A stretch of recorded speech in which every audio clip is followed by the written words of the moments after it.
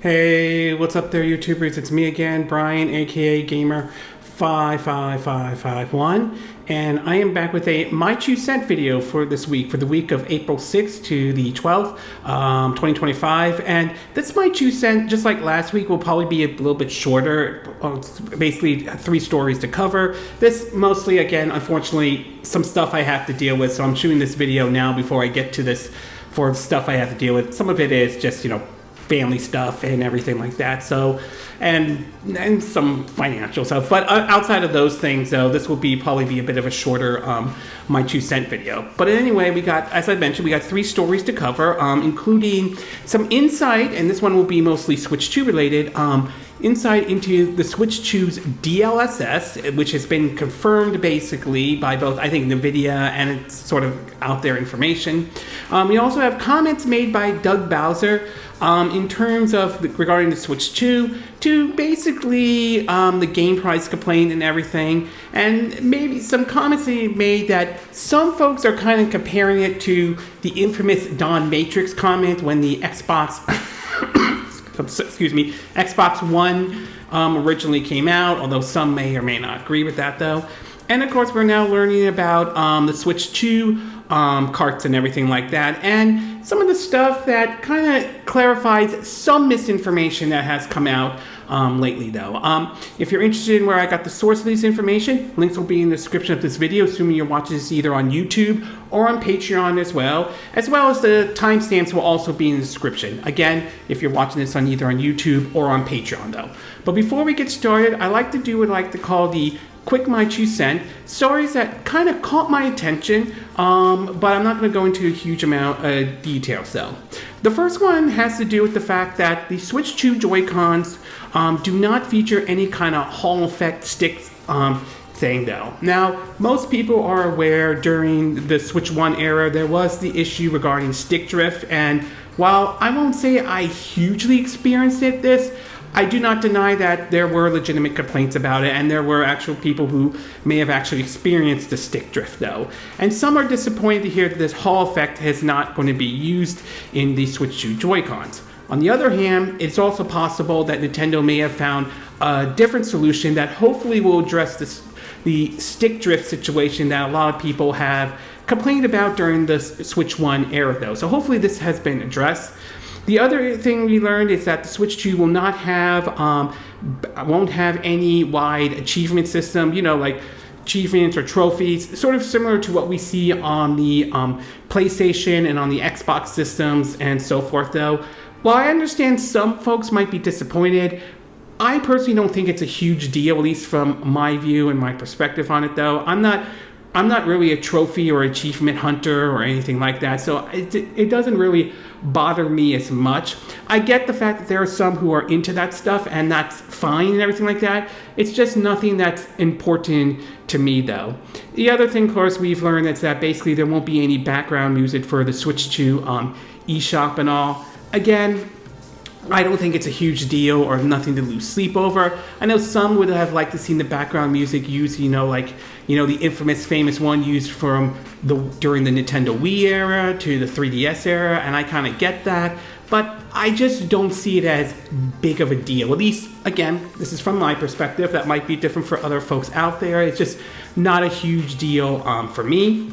We also learned that basically the gacha game or free-to-play Zero Zone Zenith, or ZZZ, I apologize if I'm not saying that name correctly, it's now officially coming to the Xbox systems and all.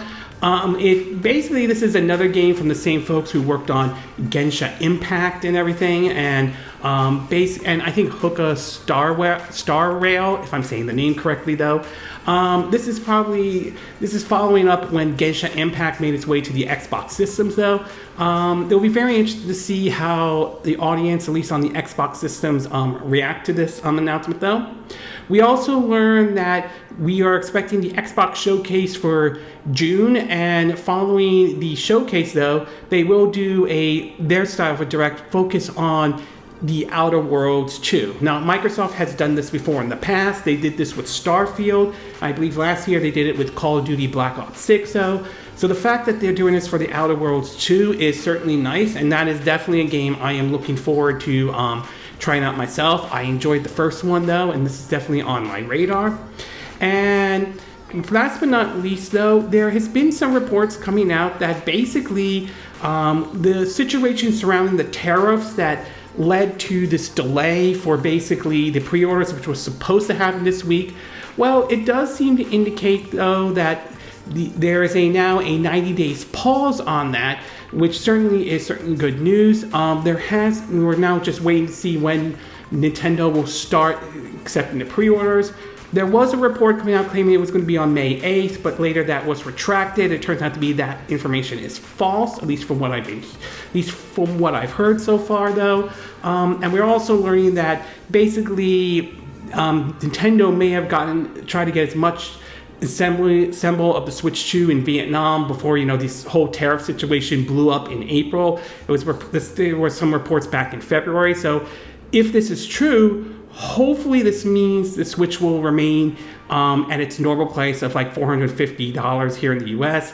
There are some analysts that are coming out saying that despite the tariff situation, that may be the price they're going for. There's also indications that Nintendo may sell this at a loss, which would be kind of interesting considering in the past Nintendo has always tried to avoid that kind of situation, but that is a possibility. I'm not an expert on that, but I won't rule that out though. And in the movie and TV show part of the Quick My 2 Cent, there are 2 trailers that were shown off on this week. The first one has to do with the next entry in the Tron series, Tron Arise. That trailer looks great. The idea of the grid or things from the grid coming into the real world is absolutely interesting though. I won't say I'm a huge fan of the Tron series, but I definitely enjoyed it. I think the first one is still a classic. I enjoyed Tron Legacy when that came out, and I'm definitely looking forward to this one. We also had a second trailer shown of basically the Naked Gun. That's right, somewhat of a reboot or something like that with Liam Neeson, if I'm saying his name correctly though. And wow, that is just weird in every single way possible though. I just like to see him, the guy who was played Qui-Gon Jinn in Phantom Menace and in series like Taken, doing this kind of role. It's like, wow, that is interesting. Although I did like when the trailer did connect to the original Naked Gun movies back then though. So it's somewhat of a reboot, but not 100% exactly, at least how I'm looking at it though. So this is definitely one I'll be keeping an eye out for. We also learned that basically the Minecraft movie apparently has done very well at the box office this week. I wasn't really sure if this movie was going to do very well as, well, one, I'm not really into Minecraft, and 2, I wasn't sold based on what was shown during the trailers. But despite that though, it's possible audience seemed to have enjoyed it, and the movie is doing very well at the box office. So we'll have to wait and see basically how it will do further down the line. We also learned that basically the Eternals, it's been reported that they will not be showing up in Avengers Doomsday. There's been some concerns about whether or not we will see the Eternals in there or not. And the Eternals, unfortunately, ever since the movie back in 2021, it got a mixed review from some fans and everything like that. And since then, it feels like the Eternals have sort of been forgotten. However, we have seen in Captain America Brave New World, the Sentinel was used in that scene, to be exact, and it's opening the door to the claw, I think the adamantium, if I'm saying it, I apologize if I'm butchering that name, that would be used for Wolverine and all. So they have not completely forgotten it, and it's possible they might use the Eternals for something at some point down the road. But for now, it doesn't seem to be indication that it's going to be used for basically for Avengers Doomsday. We're also learning that basically in response to the tariff situation, China may actually reduce U.S. films basically being shown in their country. It doesn't sound like it's an outright ban just yet, but I wouldn't be surprised if that actually does happen though. This could, depending on the type of movies, I'm not sure this will 100% affect every movie out there, but there is a possibility this could have an impact on a lot of movies and all. Although, to be fair, it is worth pointing out, China has a history of blocking certain movies being shown in their country. So I agree this might not impact every movie out there, but there is a good chance some movies could be impacted by this. And last but not least, though, there has been a tracking opening for upcoming Marvel's Thunderbolt. I believe last time I checked, looks like it's opening around the, they're thinking of maybe around the 80 million, to be exact, though. And so far, the response seems to be extremely positive, or shall I say positive for the movie so far. We'll have to wait and see once it comes out and see how well that movie does. So time will ultimately tell, but for now, we'll have to wait and see when Thunderbolt comes out. It's the next Marvel movie I'm planning to see, though. Okay, with the quick my 2 cent part now done, along with the movie and TV show part, we'll get started with our first story, and this one has to do with the Switch 2 carts, though. Now, ever since the Switch 2 Direct has come out, there has been some kind of confusion into what we can expect with the Switch 2 carts. There have been some allegations, some rumors going around claiming not all the games will be in the Switch 2 carts and everything like that, to basically in terms of, the file sizes and so forth. And I will admit, to some extent, some of this does fall on Nintendo themselves, because I do feel they did not do a good job communicating some of this information and kind of let some of these information kind of run wild. Now, some folks may or may not agree with some of the decisions Nintendo made, though, but I do think some of the information has come out, and it does show is a little bit promising to some extent. And I will say, based on the whole game key situation, I will admit it's not perfect, but it does seem to indicate that it's sort of the lesser of the two evils compared to how it was during the Switch 1 era, where in some cases you had an empty box with a piece of paper with a download code and all. Several articles have touched on this. In terms of one of them, it's confirmed about in terms of the file size of what we could expect, though. And according to CD Projekt Red, they have confirmed that 64 gigabytes, it's the max Nintendo Switch 2 cartridges capability, though. The article talked about is that it's about how it talks about how, in terms of the now well-received Cyberpunk 2077 on the platform, it says, part of it says, many have wondered how big the game cartridge size are for the Nintendo Switch 2, and it seems as though the maximum storage available for video games is 64-bit gigabyte, which is the cartridge that Cyberpunk 2077 will be on.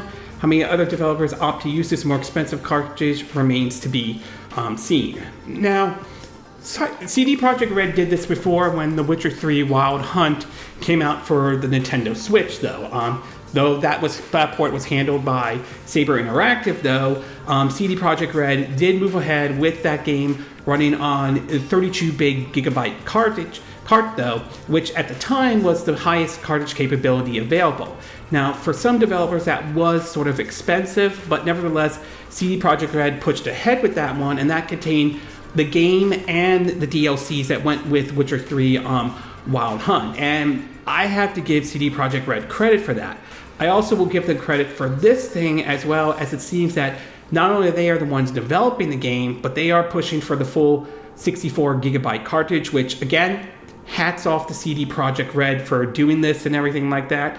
That said, though, it's going to be interesting to see if other developers will follow CD Projekt Red's position and everything like that.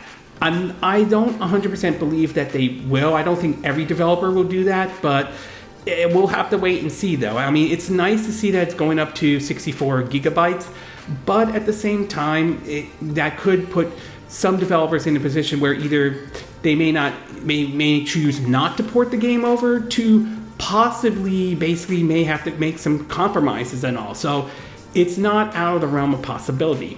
And while it is possible Nintendo could introduce bigger file sizes for the Switch 2 cartridges, though, I wouldn't be surprised if some of them can be very expensive at this time. So we'll have to wait and see about that down the road, but definitely interesting indeed. We also learned about the whole situation surrounding the game key cards, though, and apparently there was some information that kind of came out that kind of confused some folks. here and there. So, but it does seem to indicate there's a little bit more of a clarification, to be exact though. I think this is from a site called Life Hackers, and it points out the Game Key Cards brand. It points out how it works is that once you pop the game cartridge into your Switch 2, the console will present you with a step to download the full game locally. However, you will need an internet connection for the download to actually begin, so you won't be able to play your new Switch 2 game until you return somewhere with a stable and relatively fast network though. Additionally, you will need to make sure you have enough space on your Switch 2 for that download to take place. Nintendo says you'll see the amount of space needed on the game box itself.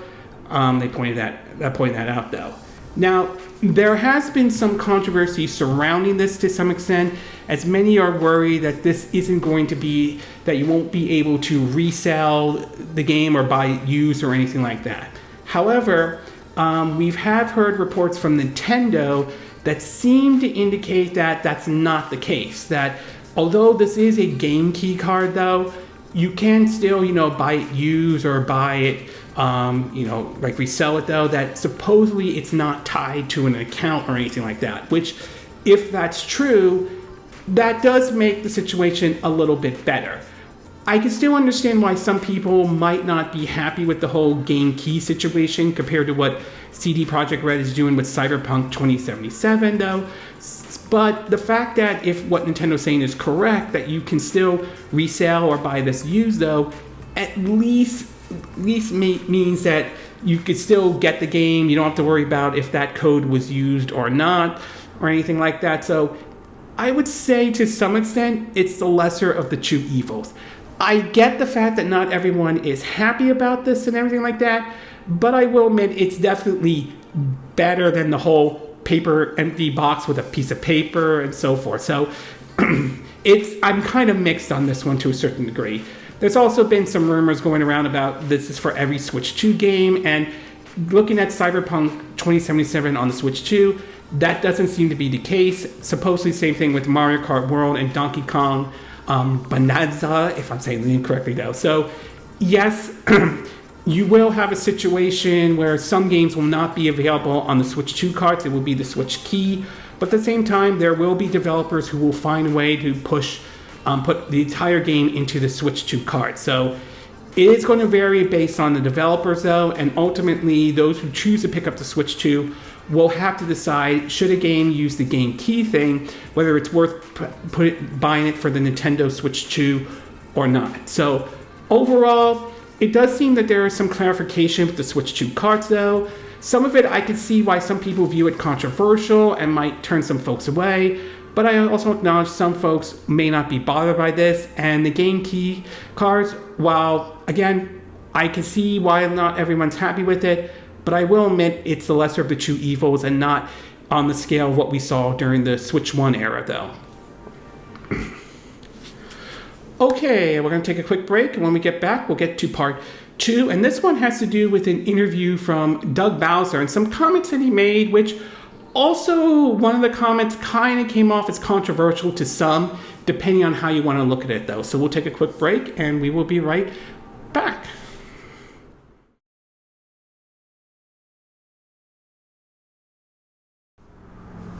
Okay, and we are back with part 2 of my Might You Said video for this week. And for this one, we're going to be taking a look at comments made by Doug Bowser. And depending on your view and perspective, some might view what he says is controversial, others may have a different perspective. Now, as you know, Doug Bowser took over when Reggie Fils-Aimé retired from Nintendo. You started to hear from him back, I think 2018 and 2019, and he made his debut during the E3 Direct, or once was E3, sort of poking fun of the fact that his last name is Bowser.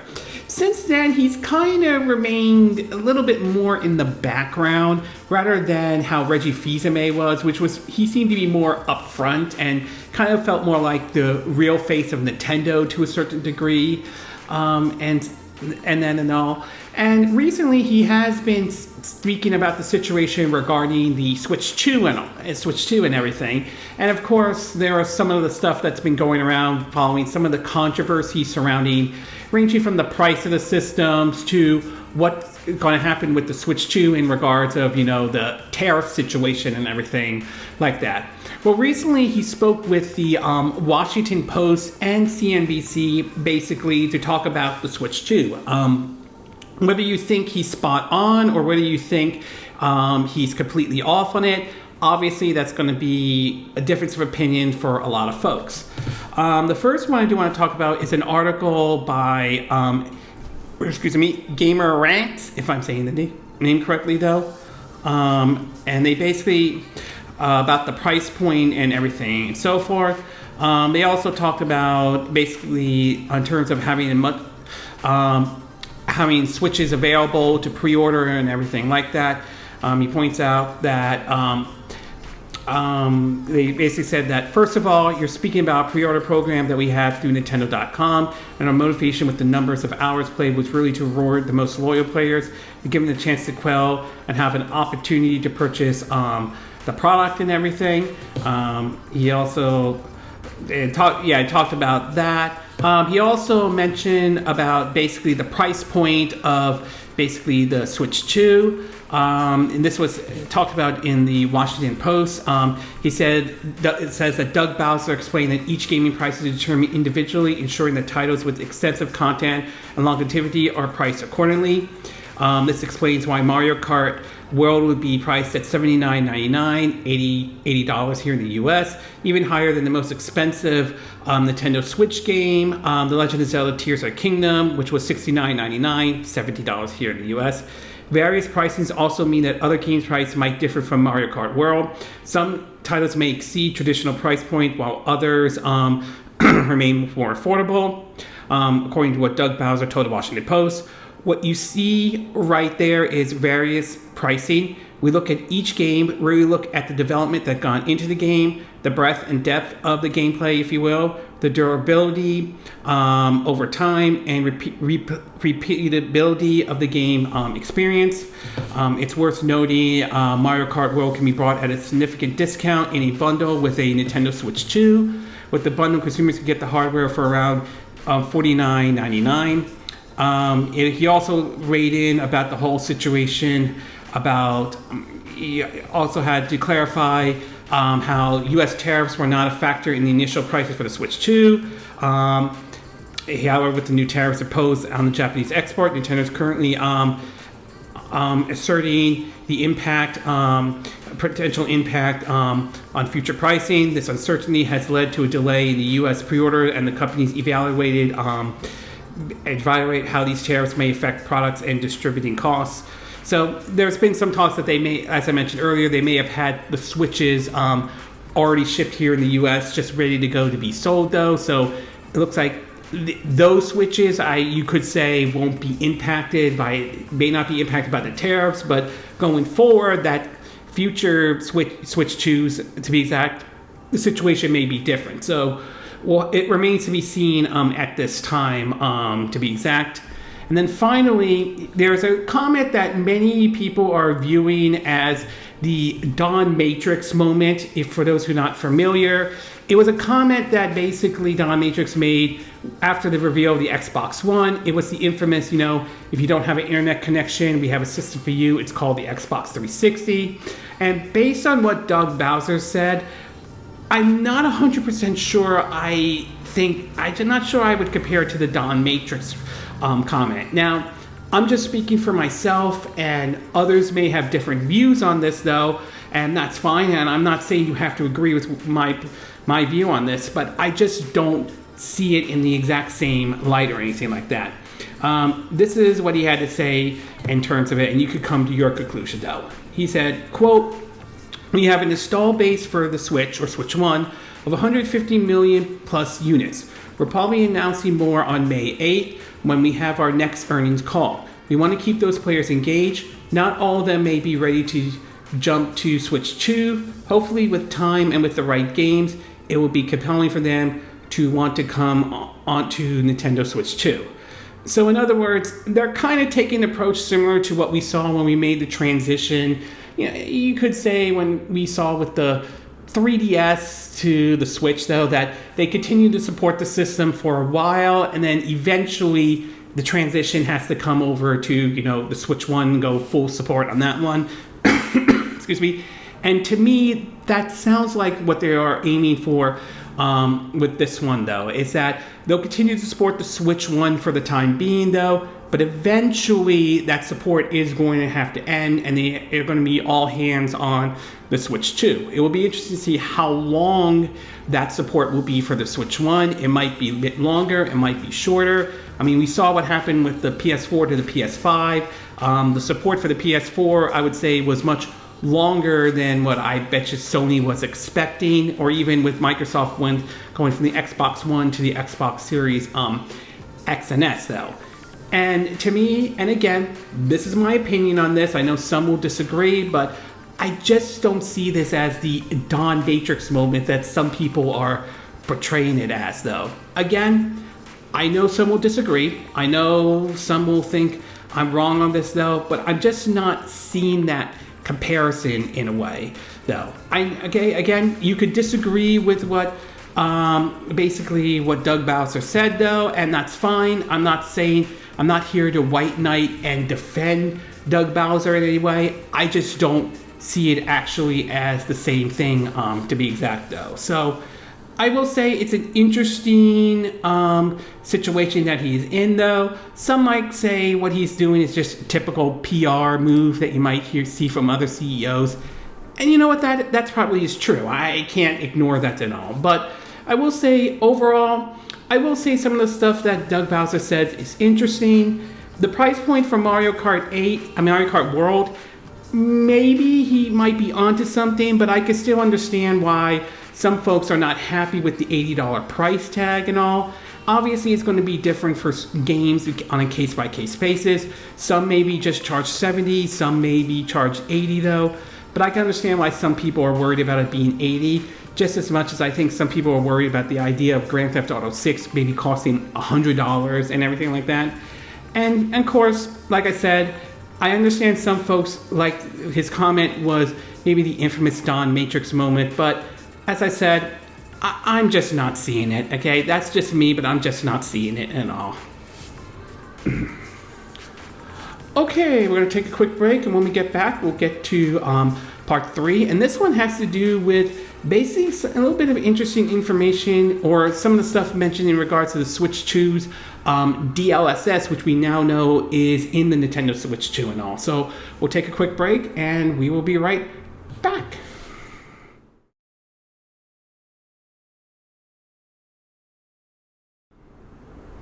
Okay, and we are back with our third and final part of our My 2 Cent video for this week. And for this one, I want to be talking about some interesting comments made in regards of DLSS in the Nintendo Switch 2. Now, DLSS has kind of been rumored for quite some time when it talks about the Switch successor, now called the Switch 2 and all. There are many that believe that it will be using NVIDIA's DLSS, which has been used mostly for gaming on those that have used on PC. I'm not a huge expert on it, but what I believe it is to take a game that has a lower resolution and use DLSS to help in certain areas and all, to be exact. And it is an interesting technology. We've seen it being used. I think AMD has their own kind of version of DLSS, a bit different than from NVIDIA's.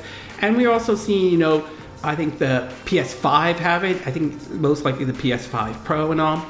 But still, it is certainly an interesting technology, and one I could see Nintendo incorporate maybe in their future consoles, depending on what direction they try to go, and so forth.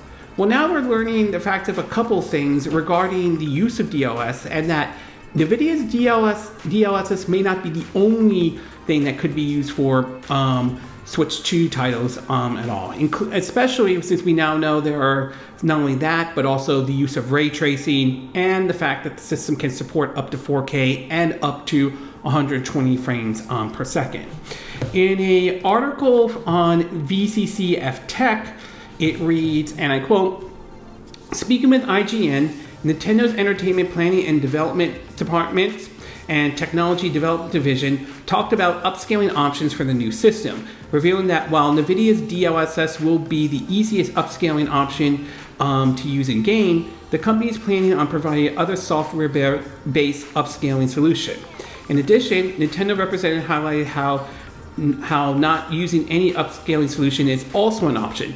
Considering how using DLSS has a cost, we are likely to see a wide variety of upscaling solutions to hit whichever frame rate target developers aim for their game. The Nintendo Switch 2 will also support ray tracing, but much like NVIDIA's DLSS and other upscaling solutions, developers won't be required to implement it in their games, as Nintendo consider ray tracing as just another tool that can either be used or not depending on the situation. Considering how demanding ray tracing can get and how the console won't be the most powerful game system around, this isn't particularly surprising. So the fact that there are different options available, I think that's a very good thing. I really do. I think if there are developers who feel comfortable preferring using a different type of DLSS, like as I mentioned, AMD's type, or if they have developed something and that it could run well on the Switch 2, again, there may be different varieties of DLSS. I think that's not a bad thing. I also think it's not bad to offer the option of ray tracing or the option to run it natively, though.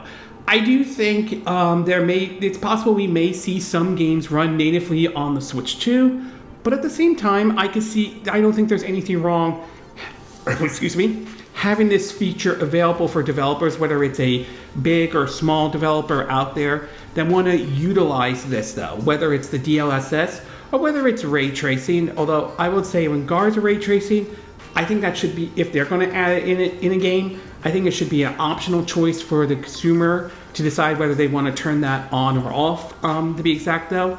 And I mean, it's possible a lot of these developers will be able to get their games running natively on the Switch itself. Other times it may be possible that, maybe using DLSS might help a bit, though. I mean, it could be NVIDIA's type, or it could be AMD's type, or another type out there. Although some have said that NVIDIA's type has been sort of like the best one out there and all. Again, I don't know 100% if that's true or not, but there are those who will go out there and claim it. Now, one thing we don't know is what version of DLSS or NVIDIA's DLSS is being used for the Switch 2. There has been some back and forth. Some believe that it's DLSS 2.0, as there are different versions of DLSS being used on, that NVIDIA uses, though. Others are, like I said, others are pointing to 2.0 since it's used. Some are believing that the Switch 2 is powered by the T239, the chip, a certain type of Tegra chip from NVIDIA. Others are saying that this may be a custom-made one designed specifically for the Switch 2. I mean, both scenarios are possible. We just, at this time, 100% don't know until someone really does like a dissect of the Switch 2 itself, and we know 100% for certain which one it may or may not be or anything like that. But still, I think it's good that they are offering this option for developers, and hopefully this will allow developers to decide what they feel comfortable with. Do they think the game could run natively well on the Switch 2, or do they think they may need some help with, DLSS, that what NVIDIA offers or what AMD has to offer, or if someone else has a good, or if there's another AI upscaling tool that they think they're comfortable working with. So I would say this is not a bad thing. I think this is good. So overall, I like the fact that they are offering, although they are supporting NVIDIA's DLSS, though, since considering the partnership that Nintendo and NVIDIA has, I still think this is good to at least keep that door open and allow developers to decide whether or not they want to use DLSS or not, or what type of DLSS they want to use. Not to mention, I think it's nice to at least keep the option open if they want to put 4K or use any form of ray tracing for the type of game they want to bring over to the Switch 2 and all. Okay, this concludes this My 2 Cent video for this week. And again, these are my opinion. What are yours? What are your thoughts about the Switch 2 cart situation, though? Do you think 64 gigabytes is enough? Do you think Nintendo needs to go higher than 64 gigabytes though? Do you think some people are kind of blowing things maybe way out of proportion with the game key cards in any way though? Are you happy to know that at least Breath of the Wild and Tears of the Kingdom will be, if you pick up the Switch 2 edition, it will just be the game with all the updates in the one, Switch 2 card, What are your thoughts about some of the comments Doug Bowser made? Do you think some of the stuff Doug Bowser made to CNBC and the Washington Post makes sense, or do you feel like you don't entirely agree with what he is saying? And what are your thoughts about the Switch 2's DLSS? Are you pleased that Nintendo is at least giving developers the option to choose what kind of AI upscaling they want to use should they decide to use it? Are you glad that at least ray tracing is an optional choice, or even 4K being an optional choice for the Switch 2? Do you agree with what I said in this video? Do you disagree? Do you have a difference of opinion? As always, sound off in the comment section below. Let me know what you think. And if you do like this video, I hope you hit the like button. I would appreciate it. And I hope you do subscribe to my YouTube channel. If you do, make sure you hit the bell icon for notifications of any new videos I put up. Also, feel free to share this video if you want to, and feel free to donate to my channel if you like. You could do it through PayPal me or Patreon or Steam Labs. Links will be in the description of this video, assuming you watch this on YouTube or Patreon. And I will see you again next time when I do another video. Hopefully that'll be soon. Until then, from Southern California, I wish you all a good day then. Bye.